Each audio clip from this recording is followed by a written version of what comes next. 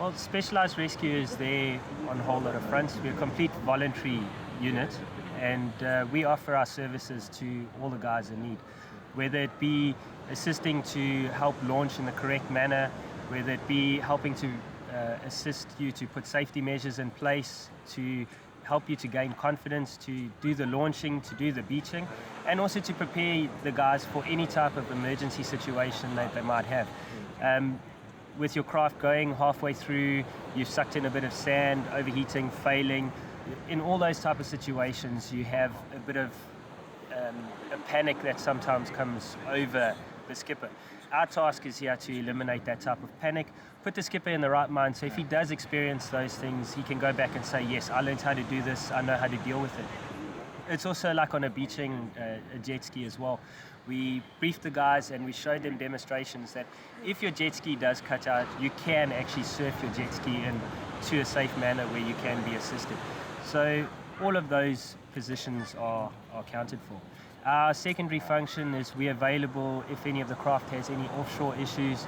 Give us a shout, we come out, we assist to tow back or to help or to fix, or if they run out of fuel, hopefully that's not the case because they should have planned beforehand, but just to give them a general all-round. And if they're drifting offshore, need some extra assistance, we're out there to do a bit of a search and rescue operation.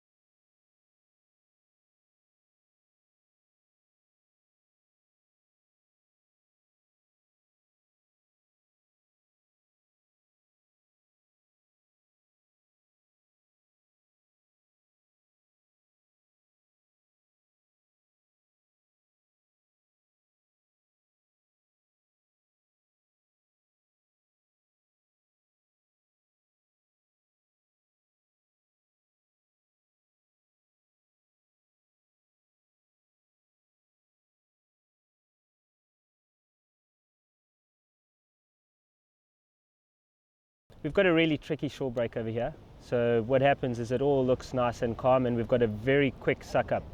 It means there's a fast drop off. As soon as you touch the water's edge, you've got quite a quick drop off. Some of the calls that was done there this morning, a bit of a hesitation.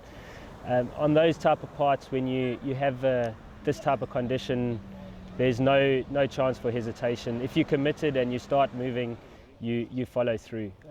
Especially on a shore break like this, there's no option to walk it through, hold on the nose and pull the ski through the actual shore break itself.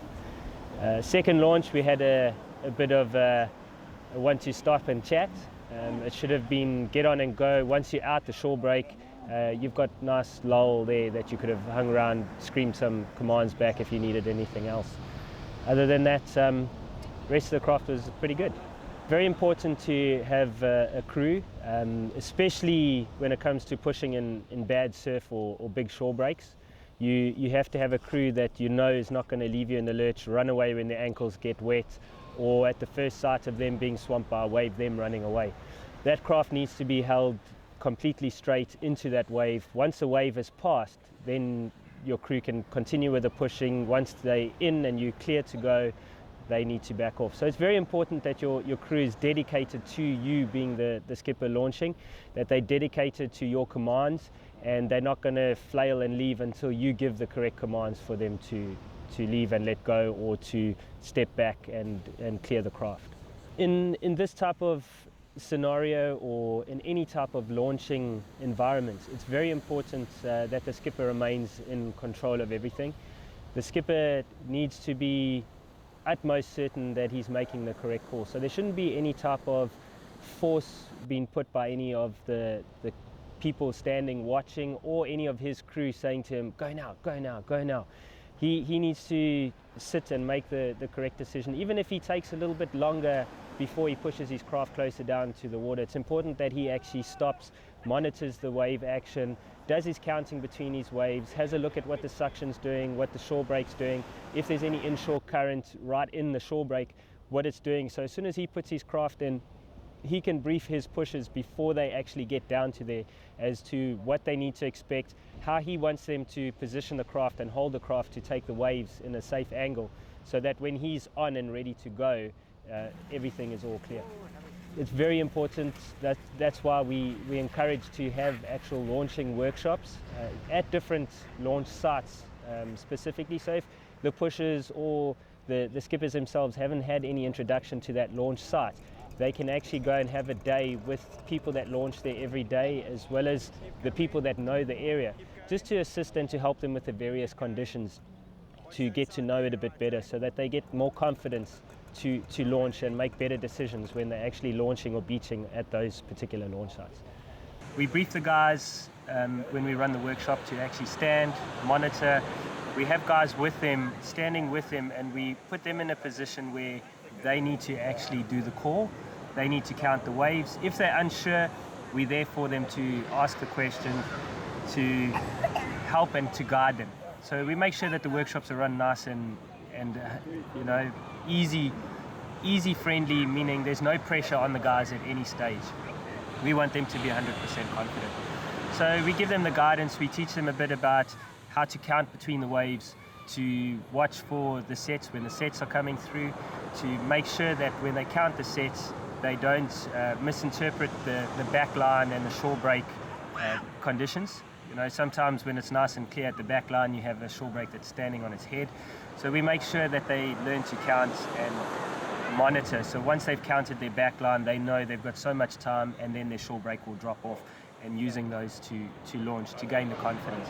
We walk the steps with them to be a little bit more secure on the teaching side.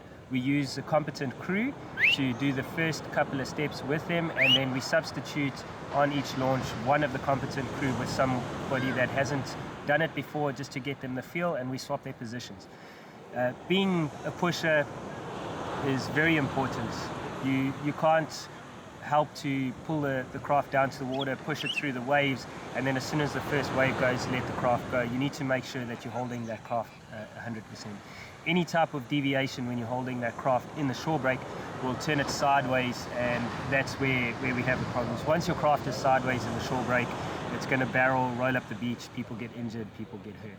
So we need to make sure those are. Also, if you have an issue starting, you need to make sure that your craft is held 100% until it is completely started and under its own power. Otherwise, it's just going to be washed back onto the beach. Correct procedures on how to tackle a wave.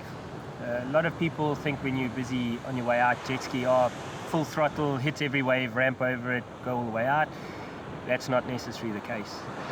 If you're ramping up into the sky with your hooks and your rods, everything hanging on there, you've got to take into consideration that craft is going to hit the water. Possibility of it coming down sideways, you landing a bit skew, landing on your rods, landing on your bait boxes or your live wells, and getting injured. So it's briefing the correct procedures. The guys need to know that when you're tackling on a wave, you need to approach it with enough power to push the nose through, but you don't want to ramp over the wave. You want to take it in a smooth action. So it's normally accelerate to get to the wave. Just take a bit of the acceleration off as the nose is punching in. Once the nose is punched in, you can accelerate again just to get your bit of a thrust into the wave, through the wave. And instead of ramping, once you pass through the wave, just ease off the acceleration, slide down the back, and then continue your normal motion. Pretty much as well as also, it's not a get on and go race straight through to backline. Once you pass your shore break, take into consideration that your timing might have been a bit delayed for some reason. And if your timing is delayed, you need to rethink your plan of operation. Hang around the mid-break, check the waves again, do a bit of turns, take on the waves, face on, slowly, and just monitor until your backline is clear and your path is free for you to proceed out to backline.